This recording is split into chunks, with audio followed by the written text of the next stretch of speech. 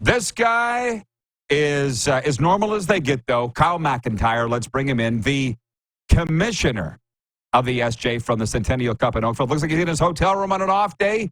How you doing, Commish? I'm doing just great, Rod. How are you doing? Good. I love the amount of time that you spend around all the reporters and broadcasters of Junior A, and you promote them so well. You're now going to be a reporter and a broadcaster for us. You are going to give me, please, a synopsis of the round robin heading into the playoffs at the Centennial Cup in Oakville, Ontario, if you don't mind.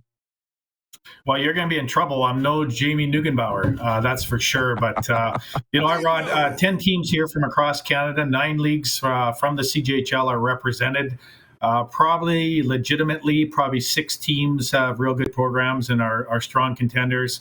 The strongest 6 teams are going to be moving towards the quarterfinals and semifinals. And among the stronger teams are the Melfort Mustangs. And I wouldn't say it would be so much talent and dominance on the Olympic-sized ice, Rod, but the team reflects their coach, Trevor Blevins. There's absolutely no quit in the Melfort Mustangs. They have a strong chemistry amongst team members. They work hard and they compete right from puck drop right to the final buzzer. And they have been excellent ambassadors, and they have worked and they have earned every victory that they have so far here, and finished second overall. So they do get a bye going into the semifinal, and hopefully the teams that are matched up in the quarterfinal, someone's going to do some work for Melfort so that we're going to see them in the final on Sunday. I hope you have the list in front of you, but I did not realize that Oakville had Olympic-size ice. If I'm not mistaken, just going by the scores, because I haven't looked at the standings, but Oakville, the host team, didn't do that well. So clearly it wasn't an advantage for the host team. Or do I have that right? Yeah, it's interesting, Rod. I was speaking to the OJHL commissioner, Marty Savoy, yesterday, and I said, did Oakville do anything to build their roster up, to make the roster more competitive?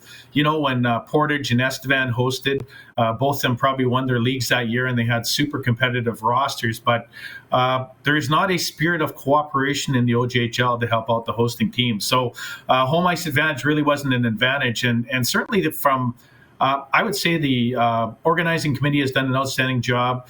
The player and team experience has been absolutely second to none. Lots of volunteers around the rink. But I would have to say, Rod, that the crowds here in Oakville certainly did not compare to the crowds that the community of Estevan had. So that's been a little bit disappointing. Olympic-sized ice does change the game a little bit. Especially for the Western leagues, the Manitoba League, the Alberta League, the SJHL, but those are still by far the most competitive games were between the MJ and the SJ. I don't know what it is. It'd be nice to have it in Estevan every year, or in Sask, or even on the prairies. I understand, because it was well attended, I thought, in Portage last year. So well, listen, Al, if I can get real for a second, for whatever reason, I've been fascinated by the Centennial Cup. It takes me back to my childhood, watching the games. I've never heard of these towns like Richmond and Miramichi and Summerside and St. Albert. And here we've got Navan. Am I saying that right? I didn't even know there was a team. Navan grads. That's what's pretty cool. That's what's cool about the Centennial Cup to me. What makes it cool to you? You know what? I like the idea of having representation from across the country. And the thing that's kind of interesting, all the players want to win. They want to be competitive. They want to hoist the Centennial Cup championship. But for a lot of kids from Melfort, for example, this is their first major trip to Eastern Canada. And Trevor Blevins and Ty Sugar, they took the kids to the Hockey Hall of Fame. They went to a Blue Jay game the other day. Today they're going to go to Niagara Falls and then do some practicing later on in the day. So for some of these kids, they are experiencing things and going to certain venues and events that they'll never see in their life again. And so although the hockey is really important to all of us, we're all passionate about it, there's going to be some lifetime experiences and friendships that these kids are never going to forget. So it's great. The 10-team tournament, though, it's a marathon. I'm going here 10 days. I've been here so far. And by the time things are all said and done, I'll be here just over 2 weeks, which is a long time away from home. And 3 games a day, believe it or not, sometimes you do get hockey fatigue, and it seems like Groundhog Day. But generally, the games have been super good, and it's been super competitive, and it certainly is a crown jewel of the CJHL. As they say, that's hockey. Talking about doing the fun things, across the country and so forth. I wish I'd known. My good friend Craig Campbell watches this show every day from the Hockey Hall of Fame. Maybe he was there when the Mustangs showed up. That's awesome. So the quarterfinals Friday, Navon versus Miramichi, Winkler versus Calgary. Can I ask you this? You said how 6 of the leagues were competitive, which means 3 aren't. They're not looking at dropping some leagues, are they? Or has that been talked about? No, we aren't talking about dropping leagues, but I mean, amongst the commissioners, we have commissioners meetings today, and we have meetings with Hockey Canada today, Rod, and certainly amongst the commissioners themselves, there's been some discussion about adapting the U Sport format, where it'd be a single knockout until you identify the final 6.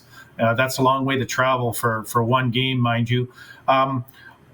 Being from the West, I know the rivalries that we have with both Alberta and Manitoba, and the partnership that we have with those leagues, like a Western Canadian Championship. I know that would be highly contested. I know the games would be super competitive and super intense. I know that Calgary and Winkler tomorrow, that might be the game of the tournament. Those are both heavy teams with good skill, and Melfort, watching from the sidelines, they're hoping that they're going to beat the hell out of each other so that there won't be much left for the semifinal. But in the semifinal, it's interesting because the top place team, Collingwood Blues, they finished first overall by 1 point and a goal differential of 16. So they get to pick the time that they play in the semifinal, which is probably unique to the Hockey Canada Centennial Cup. And then it will go based on seeding. So the lowest seed coming out of the quarterfinals will play Collingwood, and then Melfort will get whoever is left. So maybe Melfort plays Miramichi, who they handled quite easily in the preliminary round. I don't know. But if Melfort plays Calgary or Winkler, that will really be the game of the tournament. Well, I'll tell you what, I don't know what it's like there. From here, it looks great. Games, there's not real lopsided blowouts. I think it looks like it's been awesome. The final, of course, will be on TSN. And I would be remiss if I didn't ask you about Mike Reagan winning Coach of the Year, and all of Canadian Junior A probably accepts it like he's biting into a lemon because his team's not there. But as the commissioner of the league, you got to be pretty proud that the Coach of the Year came from your league. Well, absolutely. The Coach of the Year award from the SJHL recognizes the memory of Darcy Hagen. And so it means an extra amount to the SJHL and to the coaches who have won it. And last year, of course, Braden Klamosko, who was an excellent ambassador for the league and for the coaching fraternity. And this year, Mike Reagan. And as we both know, Mike has been in Flin Flon a very long time. And it's quite an honor to have that bestowed on Mike and the league.